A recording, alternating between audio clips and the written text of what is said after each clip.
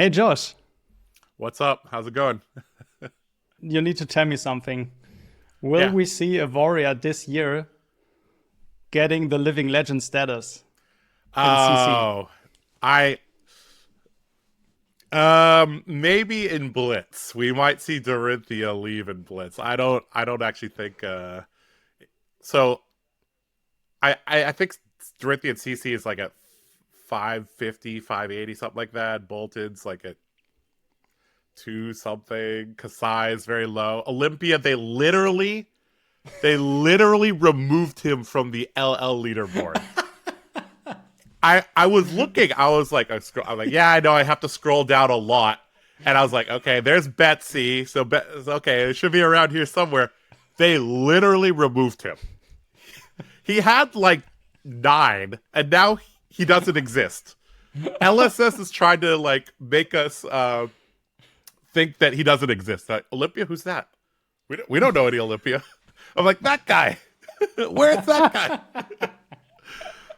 And Fang, I think Fang is kind of like he feels like he's a B tier hero if built perfectly, and I don't think we have the perfect build yet. I've tried different builds with Fang, but yeah. So short answer, no. I think Dorinthia is going to. She's currently in kindergarten, and she'll be in first grade and probably in second grade. Maybe when she's like 7 years old, she'll leave. Same with Boltyn when he gets about 7 years old at the current pace. So, Yeah. the good thing is that we have them for a long time. The bad thing is I don't know. It'll take a while. Let's just put it that way. So, So before we jump deeper into the warrior topic today, I just want to welcome all the viewers to the 10th episode here at the Fabled Academy Podcast. okay. Of course, Yes. my name is Alex and you are Josh. I'm so happy that you're here. Thank you for taking the time. Yeah. Thanks for having me, Alex. It's been a while since I've been on your channel, but it's good to be back. Good to talk Fab. Yeah. Good to talk Warriors. That's true. Yeah, it's not that warriors only have we have warriors on the dark side, right? There were also some bright times, especially in the last year for warrior, and I want to shine a light on that here because, like, I think the biggest achievement yet. I'm not sure if it's the second place at the Pro Tour or if it's the ninth place at Worlds actually in 2023. What would you say? Uh I think it has to be Pro Tour LA because there were 2 Dories in the That's top true. 8, right? And one of them is yours truly, so I guess I'll be a little biased there.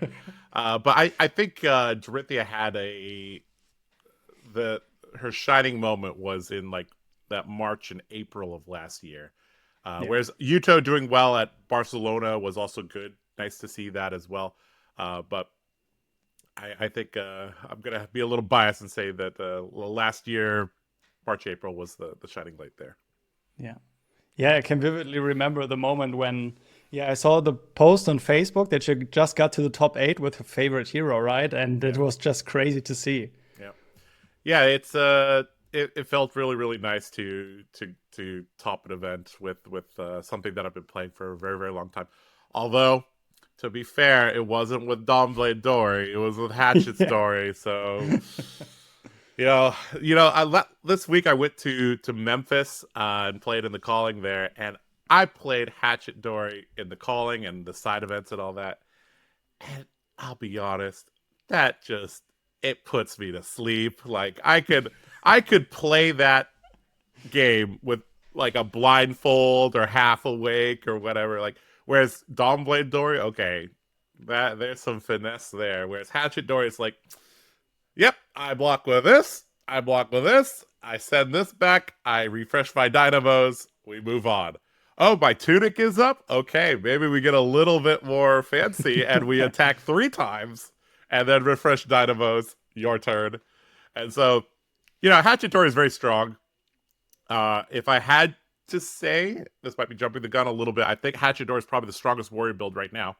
But Dawnblade Dory is just so much more fun.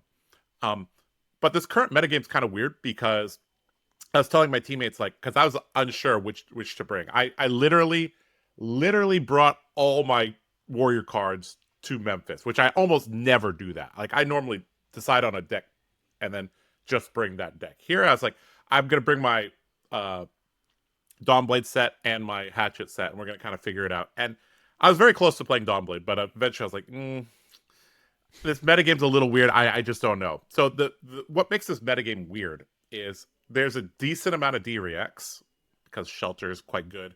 Yeah. Assassin is good, right? So there's more D-Reacts than normal, but people want to block less than normal. So you look at decks like Viscerai, when they have a good hand, they're not going to block, right? Syndra is basically never blocking, right? A lot of the decks are basically not blocking you.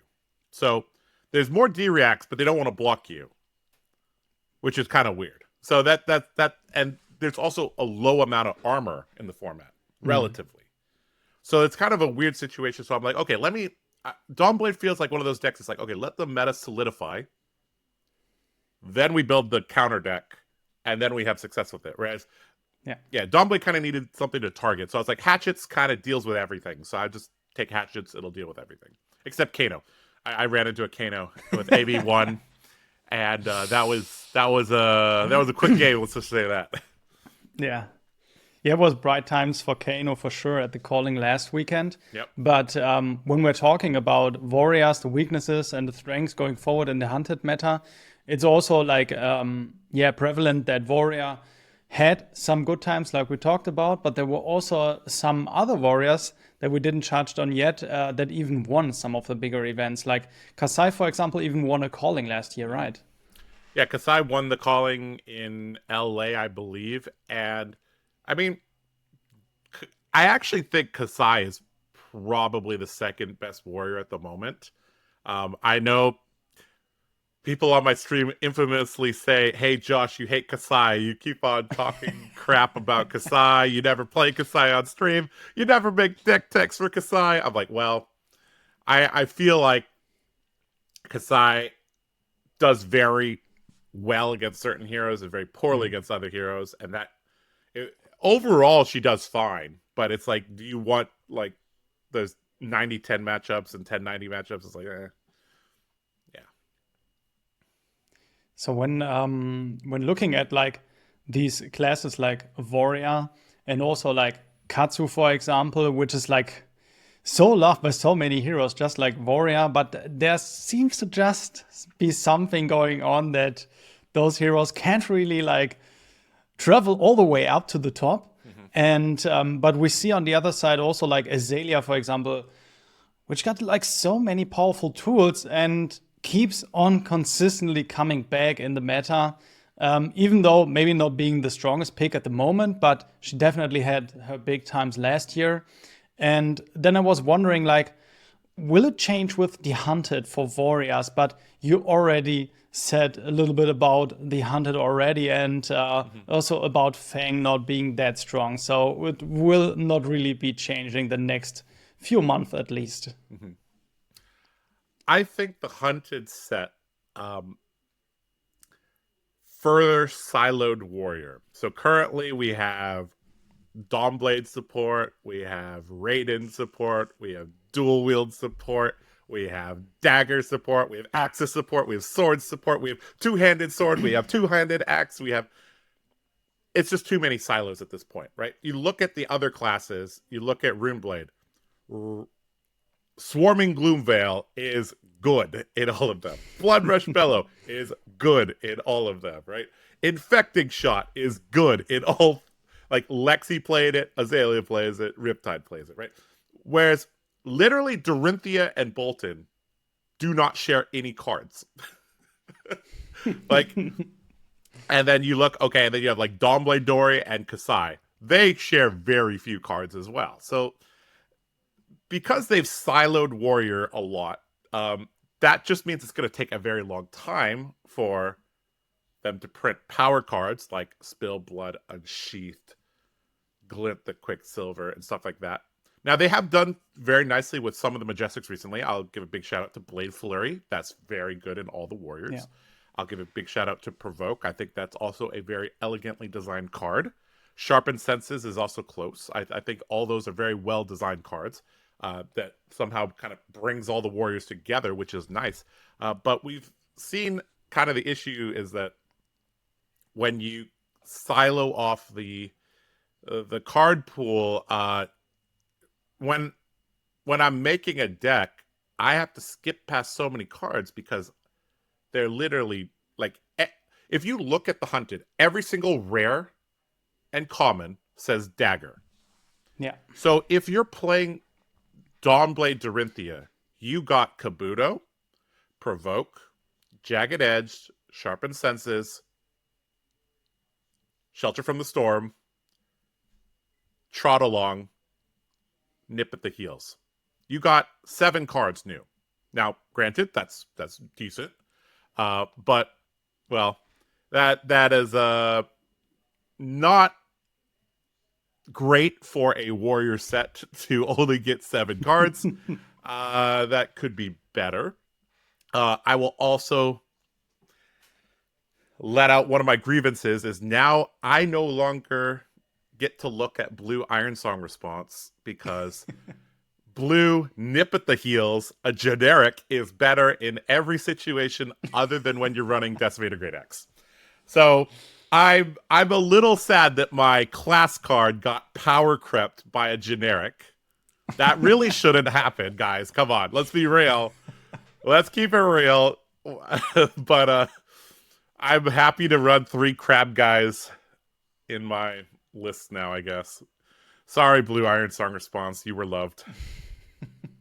2019 to 2025. Yeah, the design space in Warrior, like you said, it's such a wide space to look at. Also, when you begin to play Flesh and Blood, right? Warrior is one of the classes that you can have so much creativity with when building decks, deciding on your hero and also your weapon. And there are also like certain play styles that are, of course, stronger than the others. So it's not like, yeah, you can play Warrior and you can just freely choose everything, but there are certain ways to build it that are stronger than others. And we want to talk about those a little bit later on in the video. Sure. But you already said like your preferred Warrior list already, like the Dorinthia Hatchets. You think that is the best one, and that's also a proven one from the last which we already talked about. But what about Boltyn? Boltyn is such an amazing way to get into the game. We even got this yellow Warrior attack reaction Majestic from the Hunted that you could just splash into Boltyn now, but he somewhat seems to be like what he was before the Hunted, right? Yeah, Warcry Ballada is a very solid card. Definitely going to include it in the Raiden builds.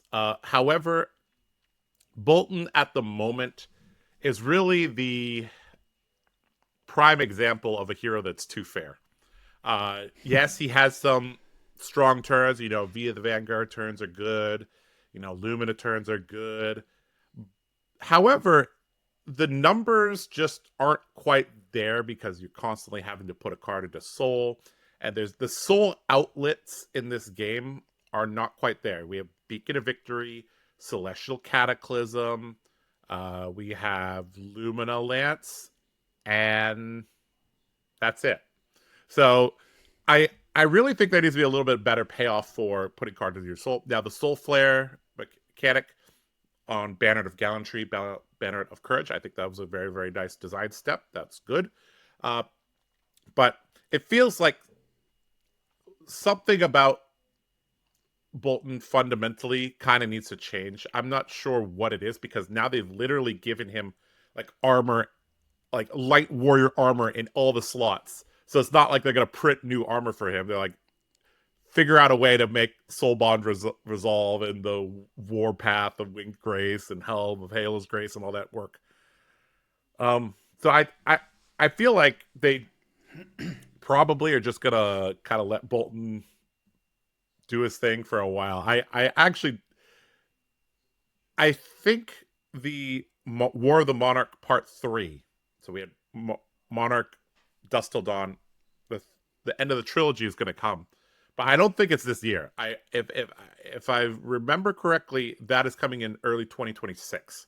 So I really, sad to say, I don't think Boltyn is getting very much love, especially considering that he doesn't utilize the normal warrior cards very well. Right? Like I said, Blade Flurry is good in all the warriors. Well, it's the least good in Boltyn.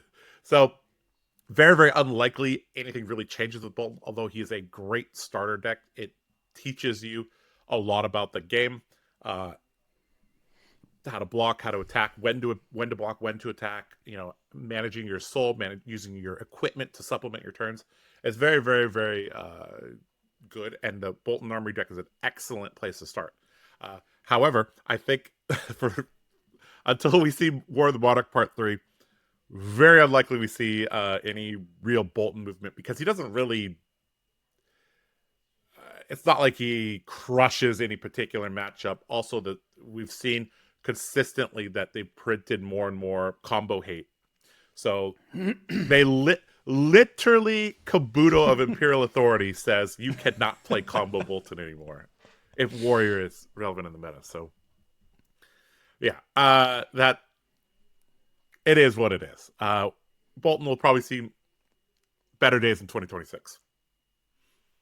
So honestly speaking, like when you start with the game and see the Boltyn Armory deck, that's like immediately a place to start. But I think also for all the beginners out there, when they get into Flesh and Blood, they quickly notice that it is important to not only look at the hero, but also look at the class that is surrounding that hero.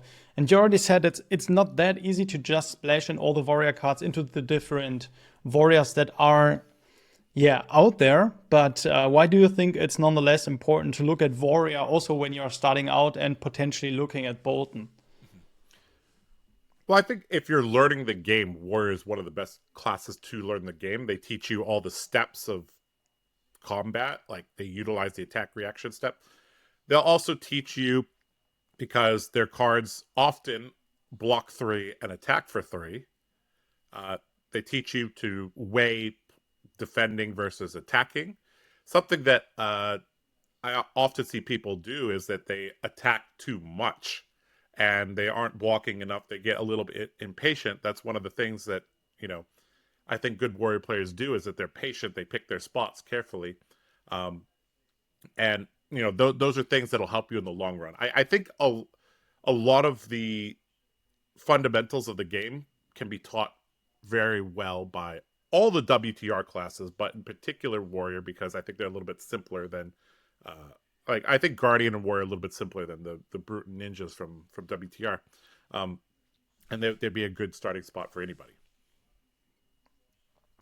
So the Warriors, like you said, they are not really up there yet, even though they are a good starting point to the game. But what is really changing with the Hunted for Warrior then? What is like the core thing that everybody out there should know now that Warrior is included in the Hunted with also Fang and those Draconic Talent? Mm-hmm. Well, the main tech card that all the Warriors got was Jagged Edge. That is a card that is extremely impactful. That card combined with another +3 pump or even +2 pump like Blade Flurry, Yellow Iron Strong Response is sufficient to get over a Sink Below. And that changes everything about the Enigma matchup for all the Warriors. Is because in general you're just never blocking, you're just holding all your cards. So often you have several cards held back. And the Enigma player has to think like, okay, if I block here and it's Jagged Edge plus something, this Sink Below is not going to help me. So that's like the major upgrade for the deck. Provoke is also quite strong. That is a card that maybe a 2 or 3 of, depending on the deck. That's also quite strong.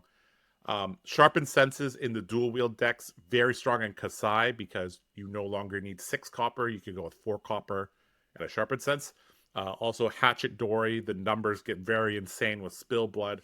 A blue Spill Blood Sharpened Senses is 17 damage reset Dynamos with Tunic, which is like 3-card 18 is like unreal amounts of damage. And Sharpened Senses obviously also combos well with Blade Flurry, which, same thing, right? The other Majestic, sorry, I already covered the 3 Majestics there. Kabuto of Imperial Authority, that is. You're very, very likely to take Kabuto plus Crown of Providence in Kasai and Dory, and in Fang, probably. So for those, Kabuto, like learning how to use Kabuto is going to be important. That's actually something that is going to be very, very skill intensive. It reminds you of spoil was it spoiled skull? What's the flesh bag? Scowling flesh bag for brute, stalagmite for the ice guardians. Like knowing how to use this, the Runeblade helmet as well. Like knowing how to use that effectively is going to be important. Now, let's be real. I'm not sure why they printed Kabuto in this set because it's at first you're thinking, wow, Kabuto's so good against Syndra. She can't do her spreading flames lines, Wrath the Retribution, shut down. And then you play against Syndra and you're like, oh, they're just throwing them at me. They're never actually swinging the weapon. Okay, fine. And then like you look at the assassins, like, okay, you like that their weapon has piercing, so that's also bad. And then you block it, and they're like, well, I wasn't intending to attack with the other weapon anyways. And half the game, they only have one weapon anyways, because they threw it at you. So literally Kabuto actually screws the Warriors over the most from this set. So that's kind of ironic. But it's a nice pickup. I think Kabuto will be played for a very, very, very long time in Warrior. So that's another pickup there. In terms of generics, obviously Shelter from the Storm is very good. That's actually pretty solid for Warrior because a lot of Warrior decks operate on one blue, and then the Shelter can kind of act as another blue against Rune Chance or prevents Flick Knives type of things, depending on the ordering of how it resolves. So that's a solid card.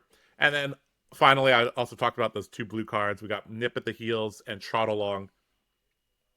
They help your blue base in a lot of matchups. So yeah, those are solid cards as well. Yeah, and then specifically for Boltyn, Warcry Balana. So I think that's like all the major stuff. All the rares and commons, like I said, are from this set are dagger specific. So they pertain much more to Fang and Quicksilver style Dorinthia. So yeah. I guess one other small shout out was the Savor Bloodshed. So that's good in some builds of Fang and obviously Quicksilver Dagger Dory. Mm-hmm. Then, like, what in the future would you like to see for Warriors then? When someone thinks about picking up Warrior and they are like, what is Josh thinking about Warrior in the future? What do we need? I mentioned on my stream yesterday that there's like some simmering discontentment in my soul, like from playing Warrior for all this time and being kind of like, okay, all right, okay. And I haven't really. That feels like a very long video I'm gonna have to make, but I'll just give you some points here. So I think there needs to be some more class identity. We got our class identity stolen by assassins, and they did it better. So that's kind of an issue. So I'm not sure if this is good balance or not, but I think the reverse of reprise is something that they need to look at, right? So if this is not defended, something happens, right? So currently you look at the on-hit effects of Dory or just the Warrior. A lot of them are the non-attack pumps at the front. There's no attack reaction that mega punishes you for not blocking. In fact, Provoke is the weakest when they're not blocking. Provoke is actually the strongest when you cause them to overblock something, right? And all the attack reactions, like really solid ones, have reprise, like Singing Steel, Blade, Glint, the Quicksilver, right?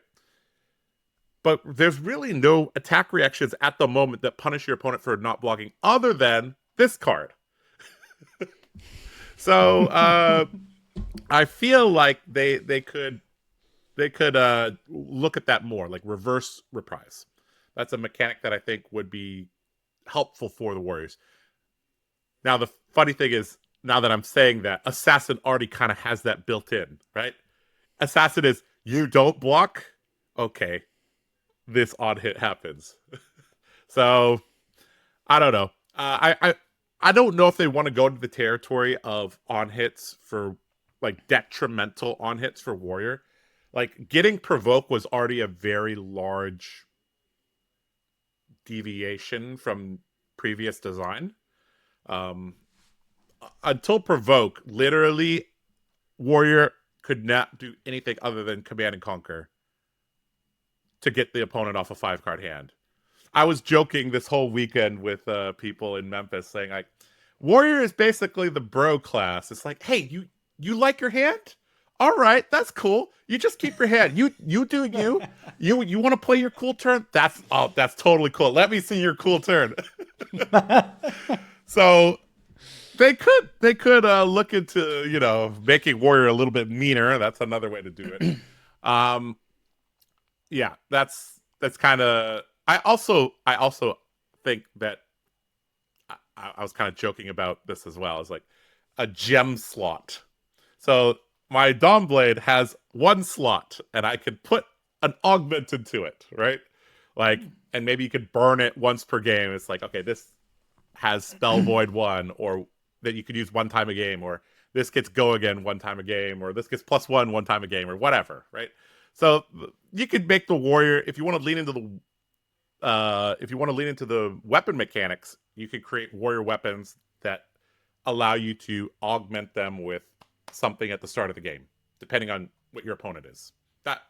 That'd be cool design space. That would make Warrior more unique. It's like, okay, the Warriors visited the Golden Anvil and they got their chest piece augmented by something. Kind of like, I don't know, like Diablo or Path of Exile or something like that. That'd be kind of fun. So we will see in the future if something like that happens, but for sure we will see Warrior support in the future. Also, I think like all the stuff that you mentioned already is like a good way to just learn the game, as you said, like learn the different mechanics, learn the different styles of Flesh and Blood, the different options that you have in the game, the things that you have weighed against each other. And also in some kind of way, it's also like when players are first starting with Flesh and Blood, or they are into it for a couple of months, Warrior's also like somewhat of a cheap class to pick up and just play, right? That's also, I think, like not to unconsider, also because there are so many different things that you can learn from it, unlike maybe with other classes that you may also know from other TCGs. Actually, like the aggro style is something that, for example, like in nearly every TCG exists. And so coming to Flesh and Blood, of course, aggro players will most likely pick up Ninja. But then I think like Warrior is such an interesting class to dive into and get something else out of the game. So I'm very, very curious now on not only the heroes that we had so far, but what do you think about Fang in a little bit more detail? Like, did you see any Fang at the calling? What did come up? I did see there were, I think, 8 Fangs in the calling. There were more Fangs than Dorinthias. And there was more Dorinthias than there were Kasai's. And there were more Kasai's than there were Boltyns. And 1 is greater than 0, Olympias. So Fang was actually the most represented Warrior in Memphis. Fang did make, one of them did make day 2. I did get to watch a little bit of Nathan Crawford playing against that Fang. I just looked at the life total. I'm like, yep, that sounds about right. It was Viscerai against Fang. I was like, yep, Fang's about 15 points behind. Okay, yep. This seems about right. So Fang, I've been playing him a lot the last few weeks, ever since we got the card pool. I will conclude that he is basically B tier if he is built correctly. Good into certain matchups, which is actually the fair mid-range matchups. Like, I think Fang performs best into decks like mid-range Ira, Hatchet Dory, like any mid-rangey deck he'll do fine into. Aggro decks, their numbers are a little bit too high. They're too fast. They don't give him enough runway to make up the value. And then control decks, if you play against Jarl, you're going to cry, You play against a lot of the slower controlling decks, it's going to be hard. Like Enigma's kind of difficult as well. So I think his meta position is just okay. His overall builds, there's several builds that I've seen people try. You either kind of building him more like Hatchet Dory with like 15 to 18 blues, dynamos. You try to get online, and then you block with your blues, and you keep your reds to dual swing reset dynamos. That's one style. The other style I just played on stream yesterday is like a more red line version where you're kind of pretending that you're Dromai. You have a lot of, things like Blaze Headlong, E-Strike, Snatch, Ravenous Rabble, things like that. And then again, Turbo Fealty, you're a little bit heavier on marking because things like Snatch, Ravenous Rabble, they come in at breakpoints, especially when your deck is 57 reds. So that's another style to play. Is there another style? I'm not really sure, but those are the two predominant styles, right? Is the 15 to 18 blue Dynamo hatchet dagger style, and then the more red line version. And I think they're both okay. I personally vibe a little bit better with the dual wield Dynamo style, but I can see merit to both builds. Yeah, I think Fang, yeah, maybe we just haven't found the right build for him, or maybe he really is just that regular 43% win rate hero on Talishar. So we'll find out soon. Definitely, when talking about Fang, it's also to consider that players are now able to, at least in the hunted meta, play warrior on a consistent basis in draft. And so everybody needs to be familiar with like reactions, when to block, when not to block. Also with this kind of interaction that Fang has, like he doesn't really need to play a reaction, right? He just can rely sometimes on those draconic instants to get his weapon on. And so it's a little bit more tricky in draft actually to play against Fang sometimes. But it can also be very creative, as we saw in the calling in Prague with the fealty shoe interaction, for example. So I think it's very nice to see that Warrior will have its time in the next couple of months. But like, how do you view players now interacting with draft and Fang specifically? Mm-hmm. I may be biased, but I do think there's a strong correlation between good draft set and a warrior being in the draft set. So WTR, Monarch, heavy hitters, now the hunted. Yeah, they all get thumbs up from me. I mean, I love heavy hitters draft. That was some of the most fun I've had. But yeah, I think there's a strong correlation between warriors being in a set and the draft set being good, because warriors in general encourage a interactive back and forth. Like they could speed up, they could slow down, right? So if the game is going too fast, they can slow it down. If the game's not going fast enough, they can kind of speed up, no blocks, right? Fang in the hunted draft, I think can be built several different ways as well. I'm very inexperienced with the draft format, but I think there's a little bit more depth than kind of, who wins second, and we just throw our cards at each other until one of us dies, and we try to use our armor to effectively start at 24 health. I don't think that's really the case. I do think this set has a heavier emphasis on drafting properly than playing properly. Some sets, it didn't really matter. Like, I think actually this draft set is maybe 70% on the draft and 30% on the play. Whereas in previous sets, it might have been closer to 50-50 or even leaned towards the play instead of the draft. But I think this one is like, you definitely do not want to be part of the 4 in this set. Whereas in previous sets, like MST, if there were 4 Zen, sure. If there were 4 Arachnes and Outsiders, sure, that's fine, right? If there were 4 Brutes or 4 Warriors in a pod and heavy hitters, it's fine, right? But I think in this set, it's actually like really, really bad if you're part of a 4 in this set. So I think the draft portion matters more than the play, and yeah. That's just my first impressions. I've literally only drafted 3 times, so take that with a grain of salt. But that's my first impressions. Yeah, I think it's legit what you're saying, that for sure with the hunted, it's a special draft format now. Maybe even like a first scene one because there are so many more reds in the set too that you can draft on the common side, right? Especially like comparing to other draft sets before. You will more likely, if you lean towards Draconic, for example, get a lot more reds that can work your way. Compared to when you are in a draft pot with, like you said, heavy hitters and you get a little bit more blues, but it's still okay. But then this time it's like either you get the good ones or maybe your strategy doesn't really work. But it's also interesting, I think, that with Warrior particular, you can also build different strategies in draft, right? Leaning towards different styles and also including draconic cards because there are so many different ones that you can choose from. Also the possibility of getting like old loved cards from Uprising and then mixing them in. Lava Vein Loyalty, Renegade, yeah.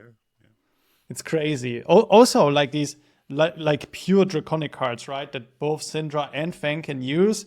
They will be really sought after. But I think just in general, if you're starting with Flesh and Blood and you are interested in the Warrior class, it's an amazing time going forward.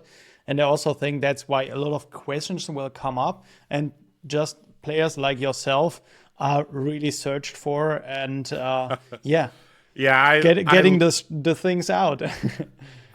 Now that RTN season is coming up, I literally get dozens of messages a week asking, Josh, well, let's be honest. Half of those are Josh, deck list, please. And half of those are Josh, I don't know what to do. Can you help me? Right.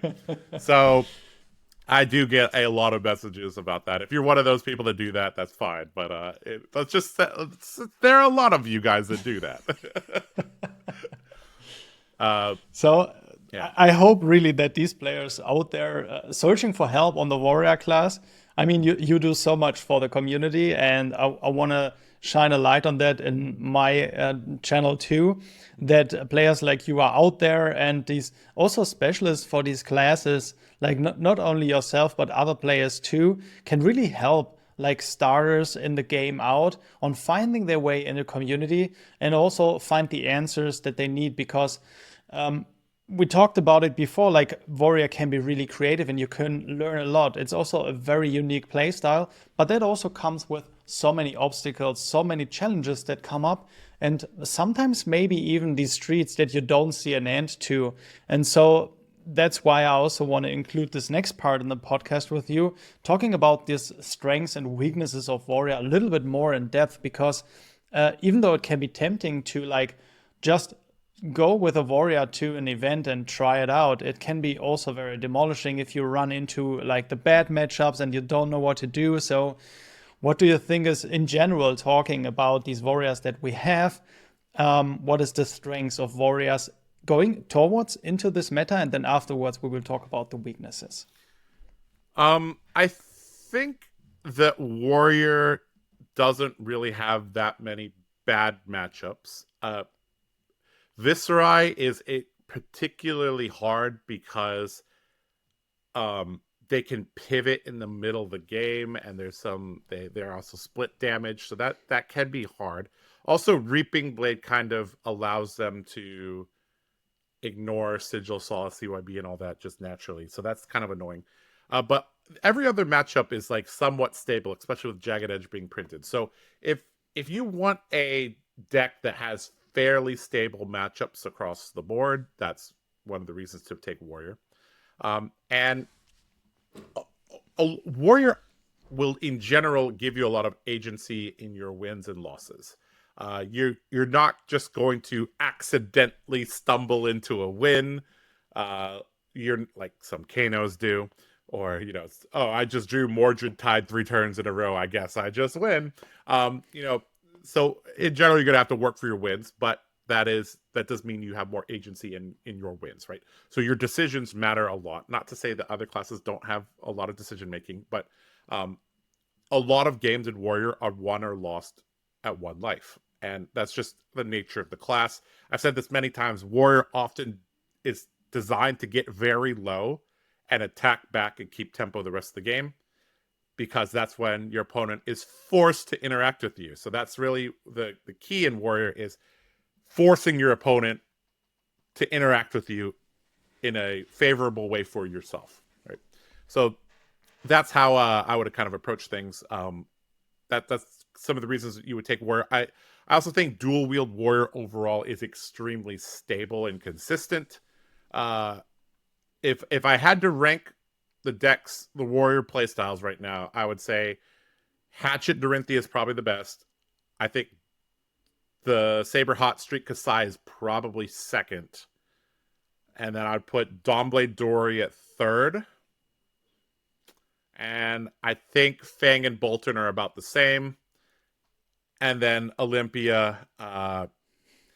Well, if you want to spend $1,500 to lose, you can do that.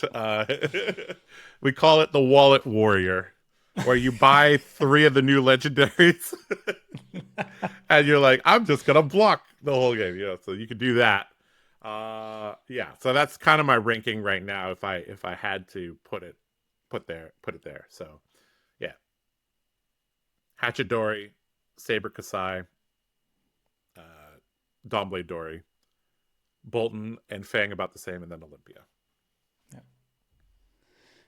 And so the struggle that you see with Warrior, especially like with the different matchups, but also just in general talking about Warrior, is at first, of course, you need to learn how to pivot the game towards your side, but also like the different times that you need to be able to push towards your opponent.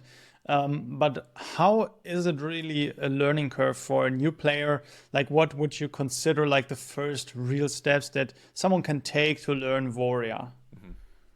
Well, a lot of the fundamentals are across all classes, right? So you have to know how to utilize your whole hand, right? So ending the turn with a card in hand when your arsenal is already full is bad, right? So that's like the first thing is you're going to learn is that you're going to need to utilize all your cards. Then it's like, okay, in some decks, like the Aggro decks, well, it says 4 in the corner and it says 2 in the other corner. So it's obvious how to use it.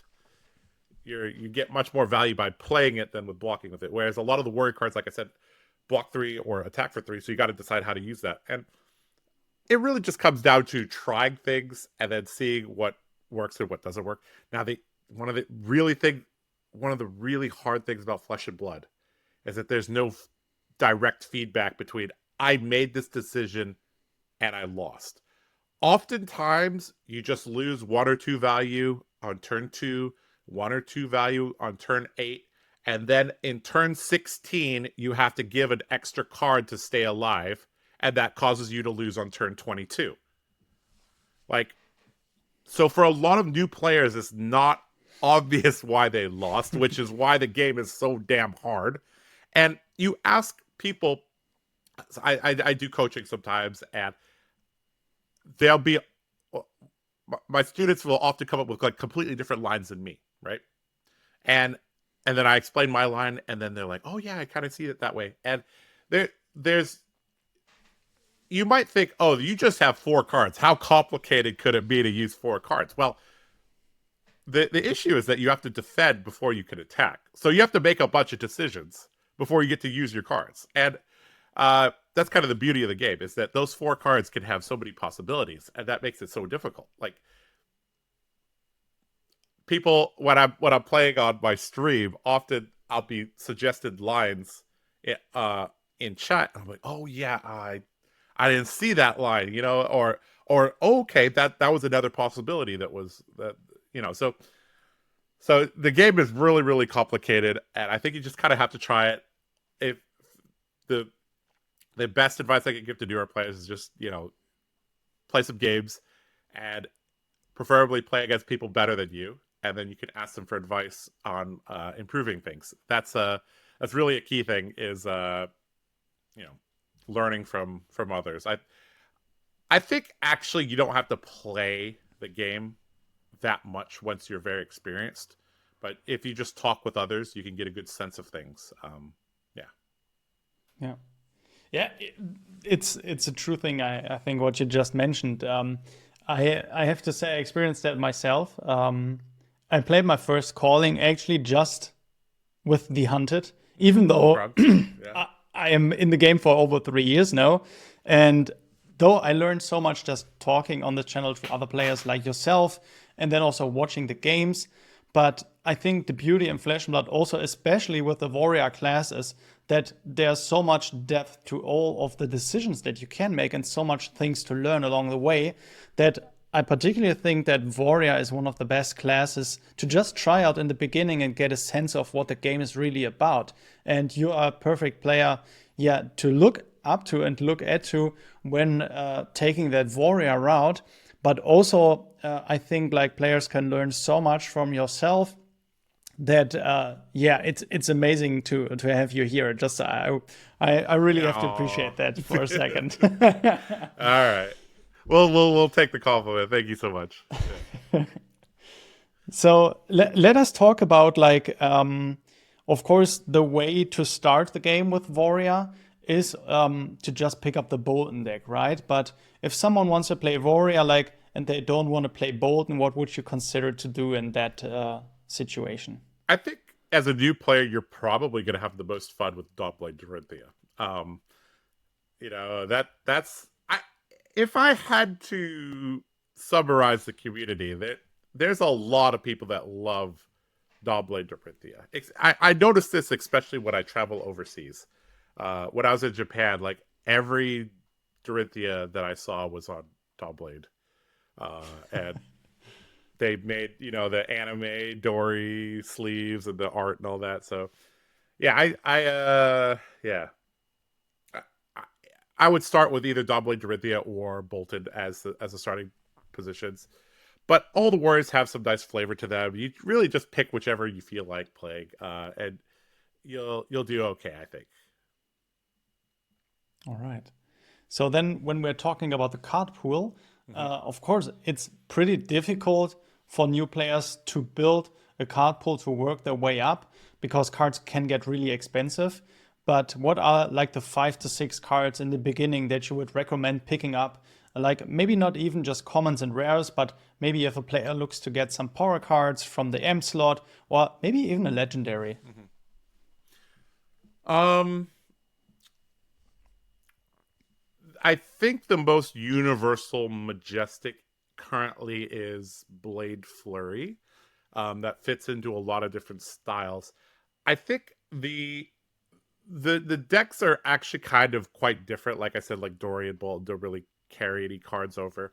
But there are some cards that are very, very key to each of the warriors. So you have Steelblade Supremacy and Dory, Seiki Steelbladed Dory. Those are pretty core to what she does. You could kind of skip Spoils of War. In fact, many of my current builds don't even run Spoils of War. So you can skip that. But like Steelblade Supremacy, Seiki Steelblade are core to Dory's playstyle.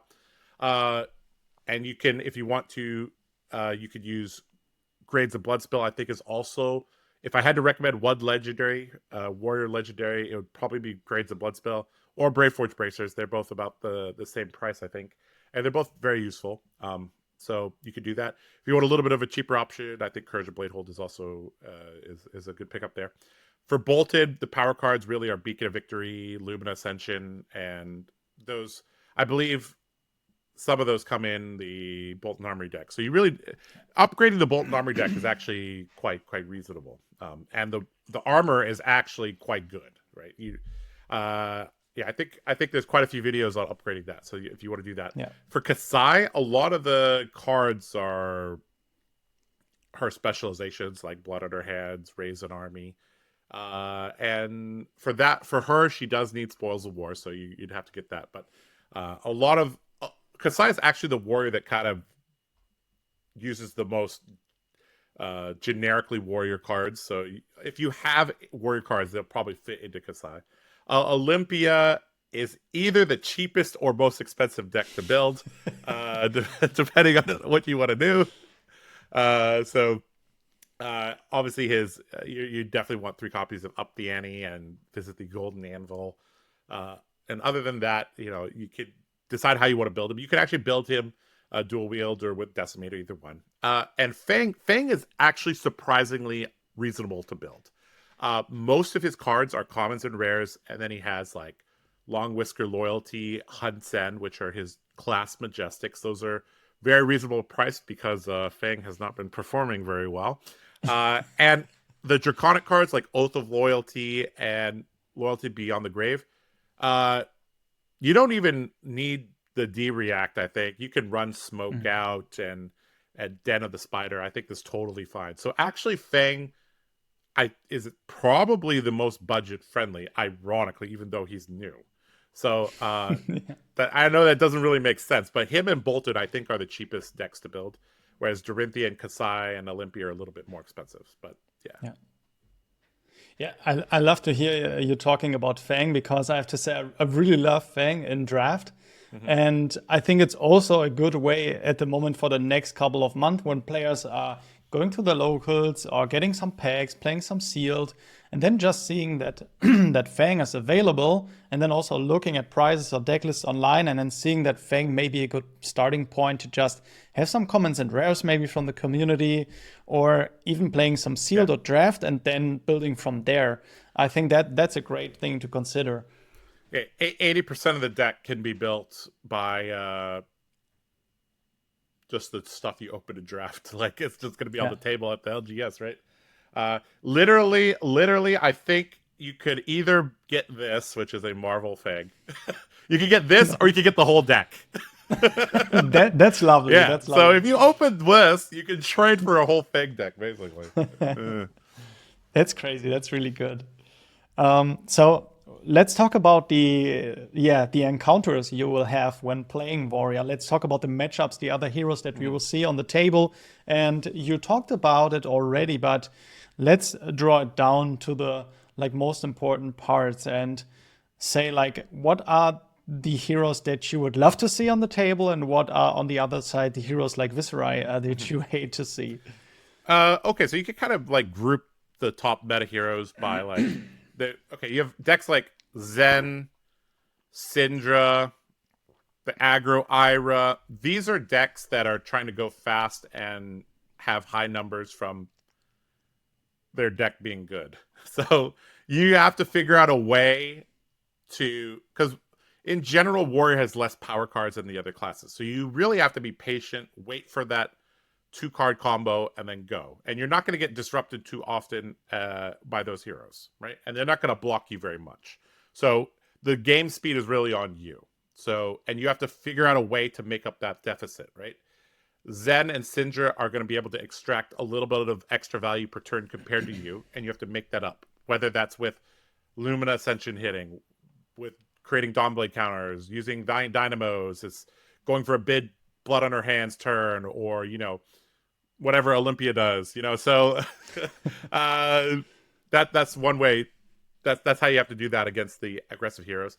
And then you have the slower disruptive heroes. Currently, that's basically new.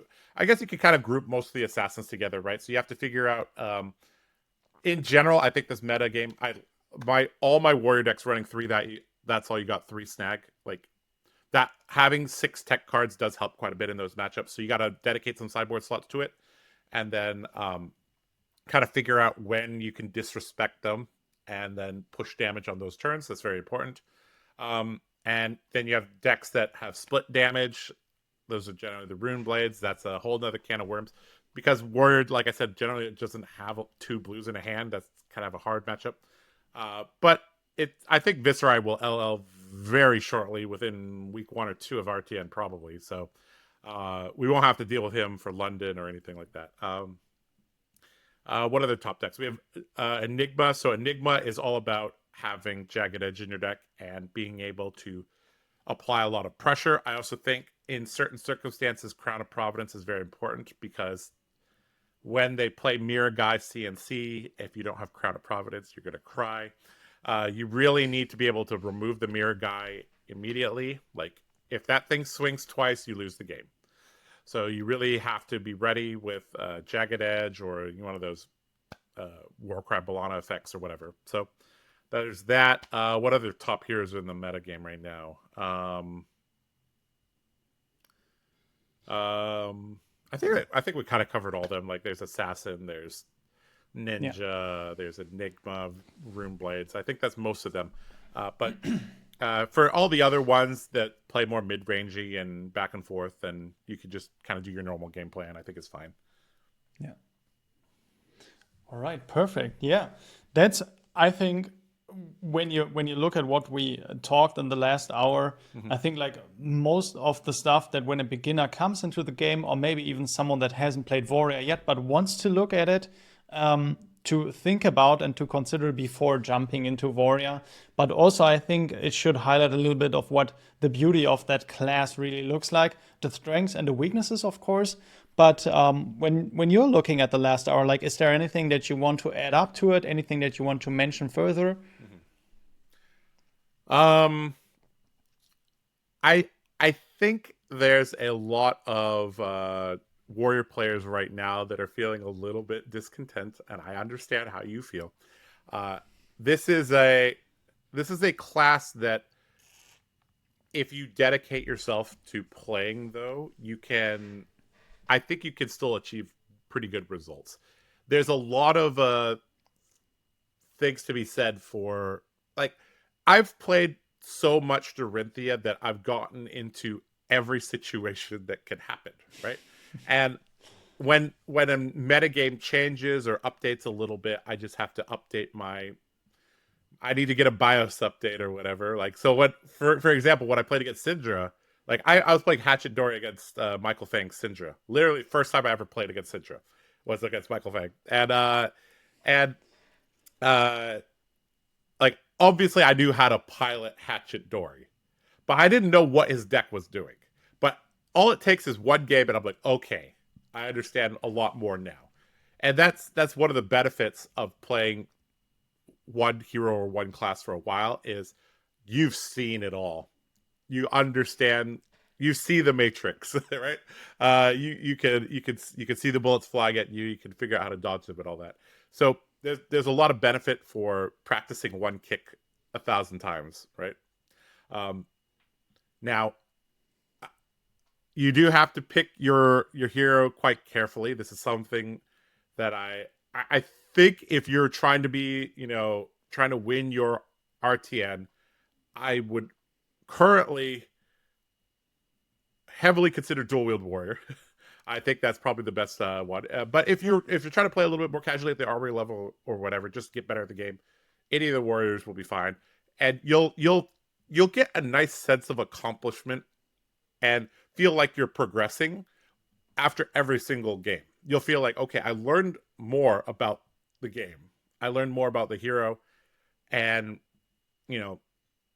when you get into the same situation 200 games later, you could remember what you did 7 months ago and be like, I got into the situation before. I know what to do here.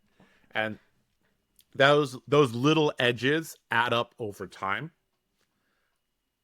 And, that can propel you to victory when you were going to lose. So yeah, that kind of just summarizes things. I think there's a lot of value by playing a specialist.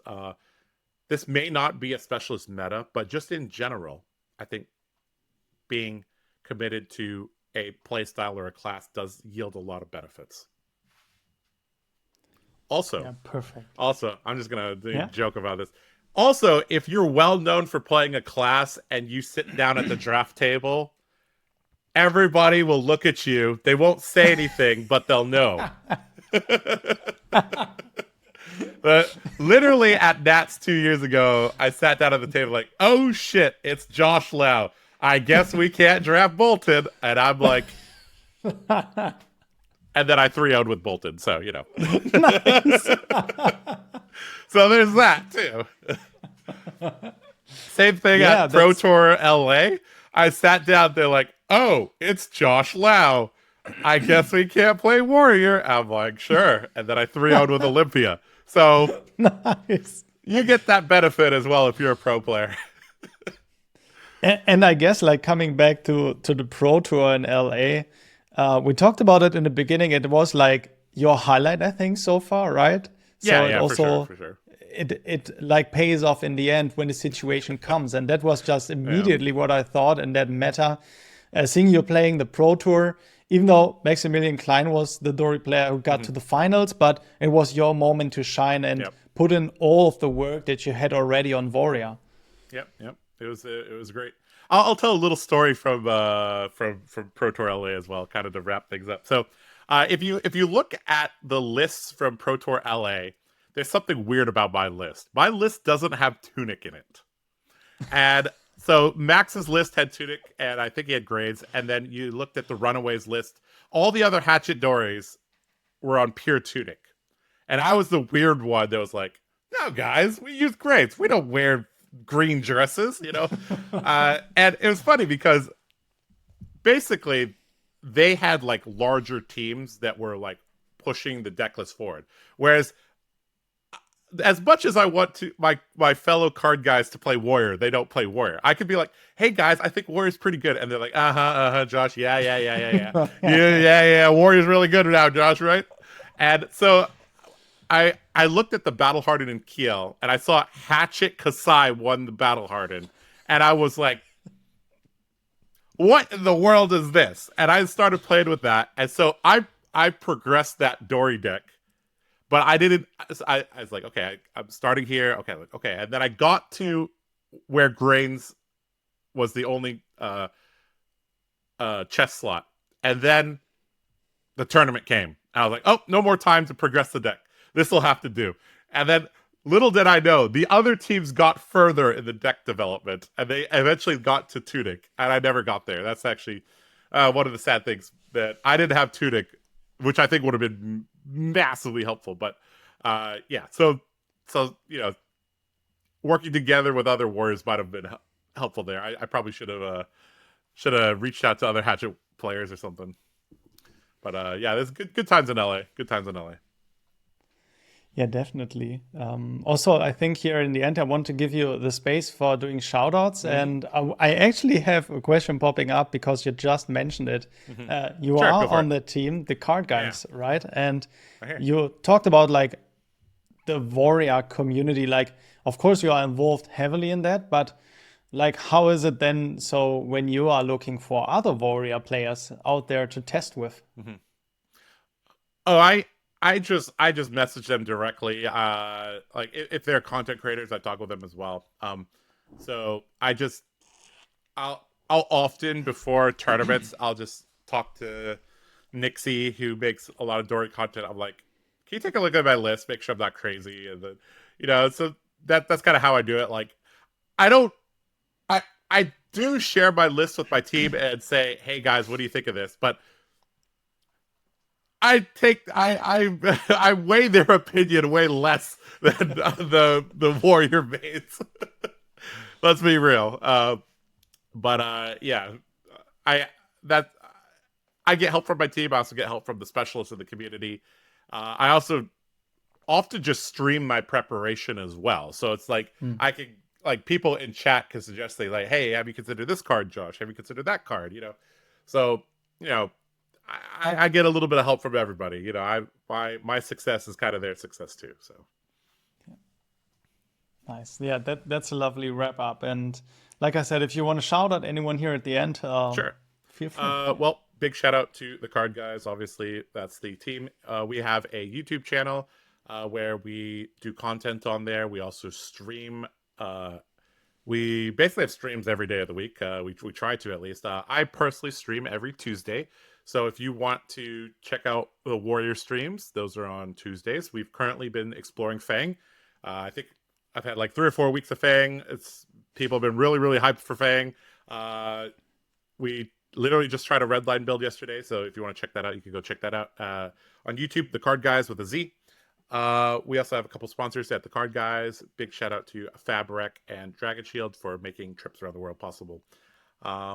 And yeah, just big shout out to the Warrior community for those part of the Fang gang, you know, the Boltyn Bros, the Milbers, even the Kasai players. Sure, we'll throw a bone to you too. You know, Dory and Olympia as well, obviously. So yeah, big shout out to the community as well. Perfect. Yeah, and I also make sure to link down the channel in the description below, so all the viewers can check them out. And all that's left to say for me is, Josh, thank you so much for taking the time. Thanks for having me, Alex. Also, also to the viewers for sticking up so long. And we see us in the next episode. All right. Take care.